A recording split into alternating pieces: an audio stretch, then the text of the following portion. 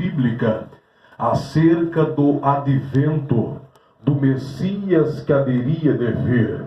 Isaías ratificou, vocacionou a palavra profética por mais de 700 anos antes de Cristo.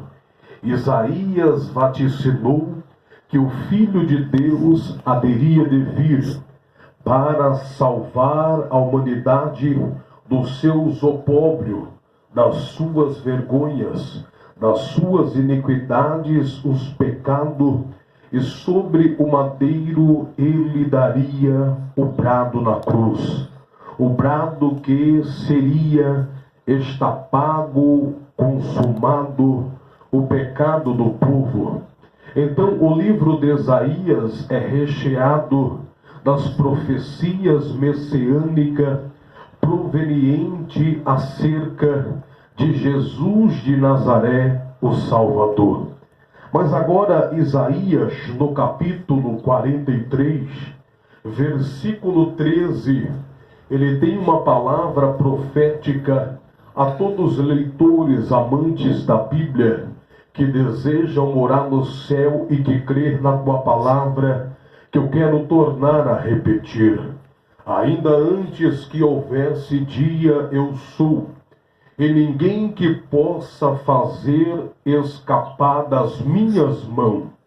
Operando Deus, quem impedirá?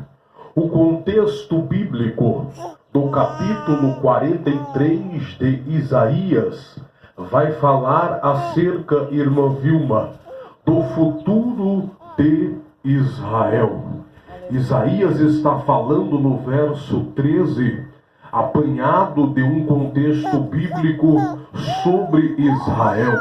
Por que não lembrar de Israel?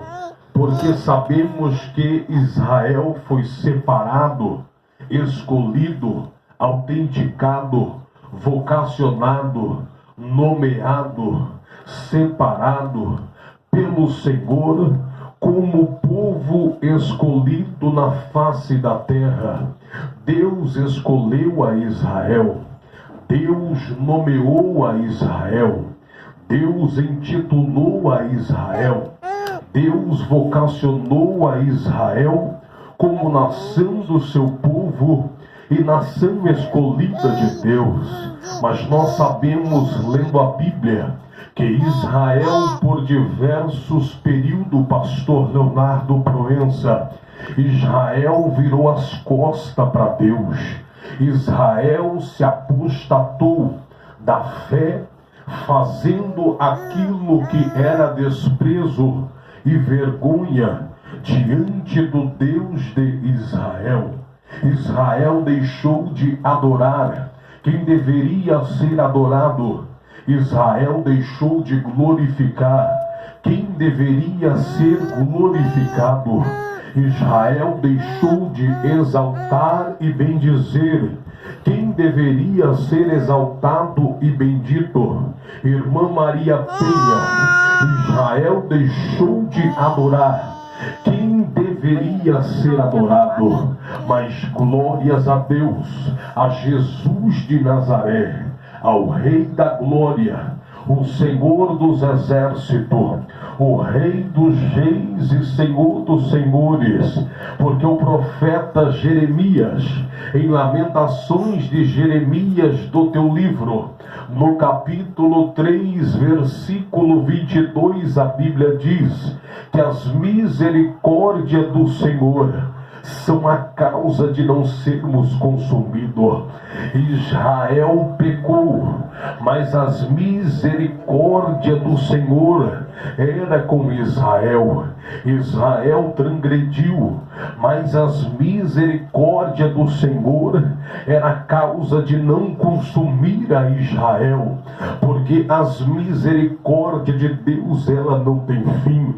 Deus não é como o homem, Deus não é como a mulher, Deus não é como o servo, Deus não é como a serva, porque a Bíblia diz, assim como o céu são mais elevados do que a terra, Assim é os pensamentos de Deus, diferente dos nossos pensamentos, porque o pensamento de Deus é pensamento de paz, o pensamento de Deus é pensamento de misericórdia, o pensamento de Deus é pensamento de compaixão, o pensamento de Deus é pensamento de bondade, o pensamento de Deus é pensamento de amor.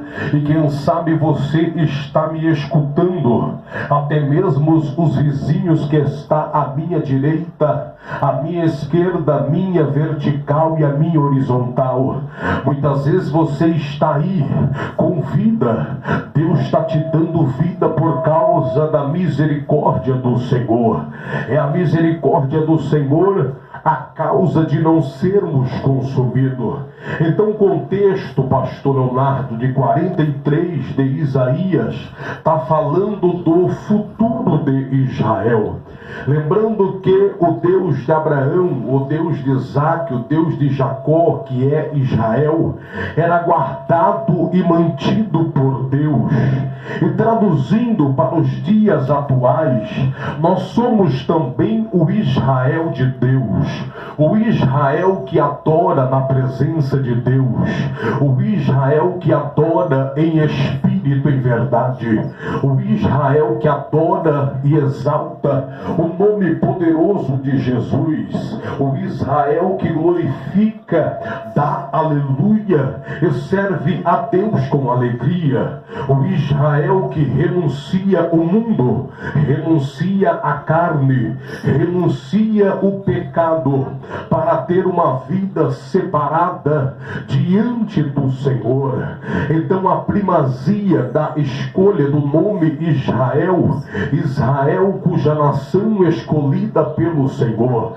Então em todo o hemisfério norte, sul, leste, oeste, tanto no ocidente como no oriente, nos quatro cantos da terra, sempre vai haver um Israel de Deus, um Israel que adora, um Israel que glorifica, um Israel que é fiel, um Israel que exalta, um Israel que bendiz, um Israel que confia.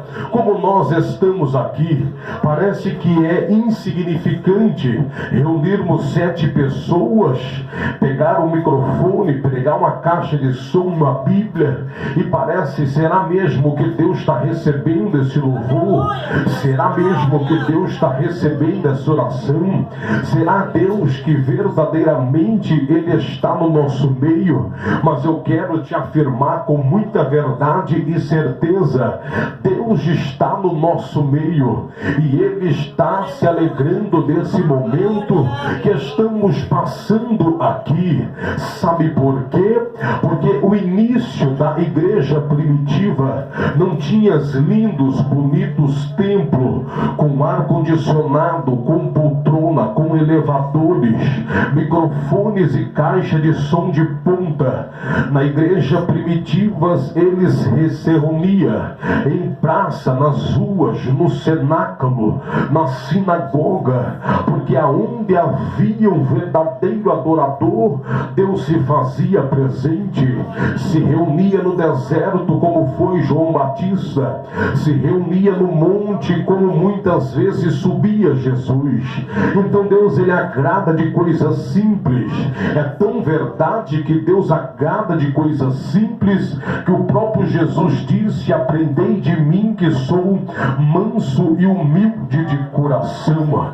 Então quando você está aqui nesse lugar tão humilde, lugar tão simples, Deus do céu, na tua eternidade, no teu trono de glória, Ele vendo a nossa vida, olá, 7 vidas, 8 vidas, 9 vidas se unindo em uma área, diante de um sábado, adorando e exaltando o meu nome.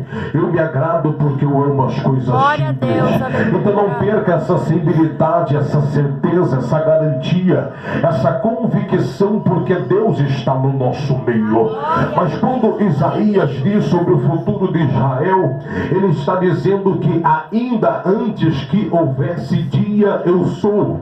E quando Isaías está dizendo, pastor Leonardo Proença, que ainda antes que houvesse dia, eu sou, Isaías está falando acerca da conotação do tempo. Isaías está falando acerca do estágio do tempo. Isaías está falando acerca da estação do tempo, porque ainda antes que houvesse dia, eu sou. Isaías está afirmando, garantindo, comprovando, revelando e mantendo pela tua palavra que ainda antes que houvesse dia, eu sou. Ele está dizendo que antes que formasse o dia, eu sou. Isaías está dizendo da eternidade de Deus. Lembrando que serafim não tem eternidade, serafim não é eterno, anjo Gabriel não é eterno, querubim não é eterno, arcanjo Miguel não é eterno, 24 ancião não é eterno, porque teve o dia que eles foram criados por Deus. E eternidade é aquilo que somente Deus, no seu atributo divino, ele tem e estabelece pela tua grandeza.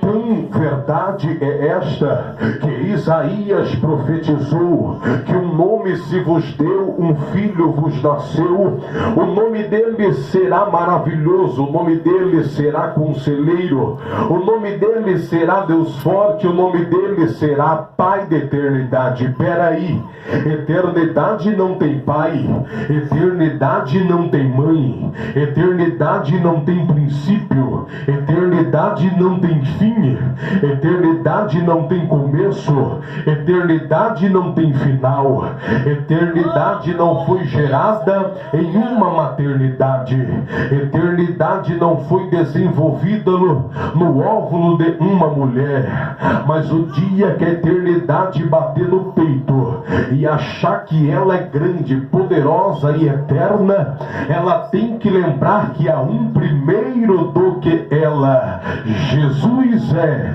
o Pai da eternidade. Eternidade é eterna, mas Jesus é o Pai da eternidade. Eternidade não se pode contar, mas Jesus é o Pai da eternidade. Eternidade pode ter a tua garantia de grandeza, mas Jesus é o Pai da eternidade. Ele é poderoso. Então Isaías está afirmando ainda antes que houvesse dia, eu sou. Está falando da conotação do tempo estabelecido por Deus.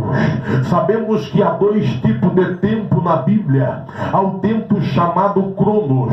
O tempo chamado Cronos é o tempo do homem. O tempo conhecido como milésimo, segundo, minuto, horas, dia, semana, quinzena, meses, tá mesmo ano, século e até mesmo década. Esse é o tempo chamado Cronos, o tempo estabelecido pelo homem. Você pode dizer, pastor Leonardo, eu vou dirigir uma campanha de adoração lá no Santa Rosa 2, lá na favela, e 7 horas, pastor Leonardo, vai estar começando aquele trabalho.